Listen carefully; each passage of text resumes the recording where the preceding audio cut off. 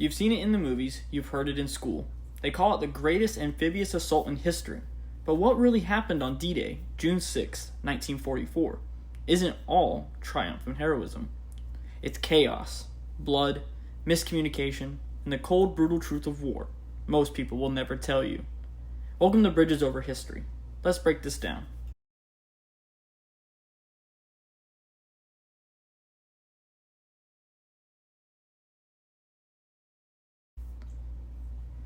D-Day wasn't just about storming a beach. It was about the opening of a second front.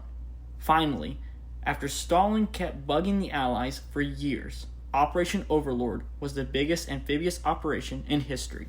Over 156,000 Allied troops, over 5,000 ships, and 11,000 aircraft. And the entire thing could have gone sideways if the Germans realized what was really happening. Hollywood shows clean landings, big hero moments, but the truth, it was hell on earth, especially at Omaha Beach, where the American 1st and 29th Infantry ran into an absolute slaughter. Here's what they don't tell you. The pre-landing naval bombardment missed most of the German defenses. The tide was higher than expected, so obstacles weren't cleared. Many soldiers drowned under their own heavy packs. Some units landed in the wrong sectors entirely with no leadership, no comms, just confusion and MG-42 fire. And the Germans? They had 88mm guns, bunkers, pre-sighted artillery, and the high ground. They turned parts of the beach into a literal killing field. It wasn't glorious charge, it was a bloodbath. So what turned the tide? Not perfect planning, but raw human will and improv under fire. Small units regrouped, engineers blew past through obstacles, some GIs scaled cliffs under direct fire, like literal medieval siege warriors. By noon, the beaches weren't secured. By midnight, they still weren't safe.